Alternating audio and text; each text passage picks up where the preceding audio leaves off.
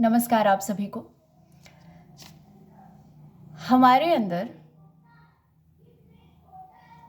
10 प्रकार की वायु होती है जो हमारे भीतर कई क्षेत्रों में कार्य करती है, जिसमें से 2 वायु बहुत महत्वपूर्ण होती है। हालांकि आयुर्वेद के अनुसार 5 वायु का सबसे ज़्यादा महत्व है। एक वो वायु जो पूरे शरीर में सर्कुलेट करती है, हमारे ब्लड को, हॉर्मोन्स को, ठीक है। एक वो वायु जो अपान वायु है, यानी ऊपर से नीचे की तरफ फ्लो करती है। एक वो वायु जो नीचे से ऊपर की तरफ फ्लो करती है ओनली, ठीक है। और इस तरह से आप देखे जाए तो मेन मतलब मोटे तौर पर 5 वायु को आयुर्वेद के अनुसार एक्सप्लेन किया गया है। पर और डीपली यदि आप जाते हैं योग के अनुसार तो 10 प्रकार की वायु है। तो 2 प्रकार की वायु को शनि का नाम दिया गया है, लेकिन मुख्य रूप से एक प्रकार की वायु ही शनि है। वो वायु जो नीचे से ऊपर की तरफ फ्लो करती है, उसे कहते हैं मुख्य रूप से शनि। ये क्या करती है? ये आपके अंदर लवण रस को बढ़ाती है, नमक की क्वांटिटी को बढ़ाती है, ठीक है। और पानी को भी जो है, मतलब आपके अंदर के पानी को ऊपर की तरफ चढ़ने में सपोर्ट करती है। तो ये वो पानी है, ऊपर की तरफ जो पानी चढ़ेगा वो गर्म नहीं होगा, वो ठंडा होगा। वार्म वाटर होता है जो पूरे बॉडी में प्रॉपरली सर्कुलेट होता है इन ब्लड, ठीक है, और भी है। लेकिन जो मुख्य रूप से पानी को ऊपर चढ़ाता है वो शीतल है, जो सिर्फ नीचे से ऊपर की तरफ फ्लो कर रहा है। इसे कहते हैं शनि, जिसे कृष्ण तत्व भी कहते हैं। कृष्ण तत्व भी कहते हैं, इसलिए आप देखते होंगे कि ब्लैक कलर से दिखाया जाता है, ठीक है। ब्लू कलर से नहीं दिखाया जाता। कुछ लोग कहते हैं कि ब्लू कलर है, बट नहीं, ब्लैक कलर से दिखाया जाता है। तो लवण रस जब ये आपके अंदर बढ़ाता है, तब आपका जो ब्लड प्रेशर है वो ऊपर की तरफ चढ़ता है, यानी कि ब्लड प्रेशर जो हमारा होता है वो हाई होता है। इसलिए जब व्यक्ति को ब्लड प्रेशर हाई होता है, बीपी हाई होता है, तो उस केस में लवण, कौन सा लवण? जो सफ़ेद लवण है। लवण यानी कि नमक में भी 3 प्रकार है। मुख्य रूप से जो सफ़ेद नमक होता है वो हो गया, और ऐसे में ब्लैक सॉल्ट तो अच्छा काम करता है, डाइजेशन के लिए अच्छा होता है, लेकिन ब्लैक सॉल्ट की भी अलग प्रॉपर्टी है, ठीक है। तो मुख्य रूप से जो सफ़ेद नमक है वो तो कभी भी कच्चा नहीं खाना। मतलब इस तरह से जब आप कोई कुछ पका रहे हैं जो कि बॉइल्ड होगा, जिसमें आपने पानी या ग्रेवी लगा रखा है, तो वो पकेगा, उसमें नमक खौलेगा, तो उसमें सफ़ेद नमक का प्रयोग किया जाता है।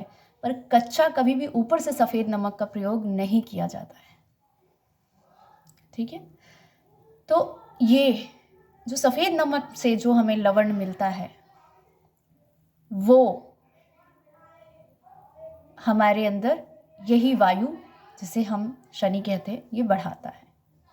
तो ये बहुत ज़रूरी भी है। अगर आप ये सोचें कि ज़रूरी नहीं है, तो ये बहुत ज़रूरी है। जब हमारे अंदर वो वायु जो सर्कुलेट होती है, जो हमारे मन को आइडियाज़ तो देती है, लेकिन चंचल भी कर देती है। अगर उस पर कंट्रोल नहीं रहा तो चंचल भी कर देगी हमें। उस केस में भी बहुत सारे फिजिकल लॉस होते हैं, फिजिकल और मेंटल लॉस होते हैं उस केस में। तो उस केस में यही वायु कंट्रोल भी करती है। तो हमारे शरीर में वेट गेन करने के लिए भी ये वायु सपोर्ट करती है, लेकिन इसके साथ एक दूसरा तत्व भी होता है जिसके साथ ये हमें वेट गेन करने में भी सपोर्ट करती है। तो ये हुआ इस तत्व का एक्सप्लेनेशन, ठीक है, इसका विवरण। तो ये जब हमारे अंदर बढ़ेगा तो ऐसे में हमें हार्ट ब्लॉकिंग की प्रॉब्लम बढ़ जाती है। शरीर में खास करके ऊपर के हिस्सों में, हमारे राजसिक वाले हिस्से में और तामसिक वाले हिस्से में भी। राजसिक हिस्सा जो हमारे हार्ट से नाभि तक का जो हिस्सा है उसे राजसिक हिस्सा कहते हैं, और ऊपर सात्विक हिस्से में भी प्रॉब्लम कर देता है ये वायु, ठीक है। तो इसको जब भी आपके शरीर में ये बढ़े तो हमें ऐसी चीज़ें बढ़ानी चाहिए जो हमारी वायु को नीचे की तरफ फ्लो कर, मतलब उस वायु को बढ़ाए जो नीचे की तरह से अपान वायु को सक्रिय करने के लिए जो चीज़ें हमें चाहिए होती है, और व्यान वायु यानी पूरे बॉडी में हमारे ब्लड की कंसिस्टेंसी को मेंटेन करते हुए सर्कुलेट करने के लिए जो वायु चाहिए होती है उनको हमें मेंटेन करना पड़ता है अपने भीतर, ठीक है। ऐसे में खास करके ब्लैक कलर अवॉइड किया जाता है, ठीक है।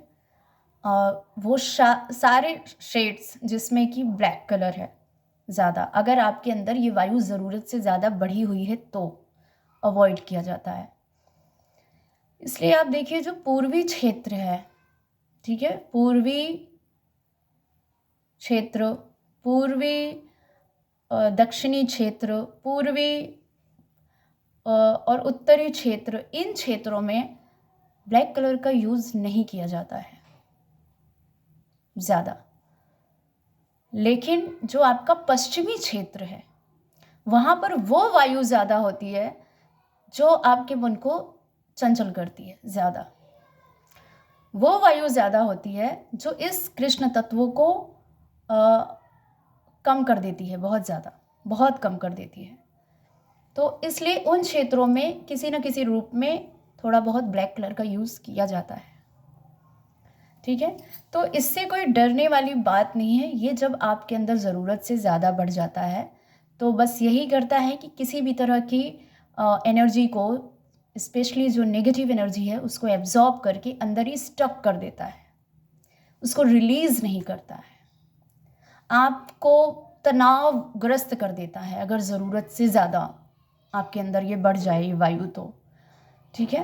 तो इसका आपके अंदर होना भी बहुत ज़रूरी है, लेकिन ज़रूरत से ज़्यादा ना हो, इसलिए इसको मेंटेन करना भी ज़रूरी है। इसका सबसे अच्छा उपाय होता है कि आप वॉक करें और गहरी लंबी सांसें लें, जिससे आपके अंदर की वायु शुद्ध हो, सर्कुलेट हो, और पानी ज़रूर पिएं, ठीक है। पानी का टेम्परेचर बहुत ठंडा नहीं होना चाहिए, वार्म होना चाहिए, गुनगुना होना चाहिए, या नॉर्मल टेम्परेचर, वार्मनेस होनी चाहिए हल्का।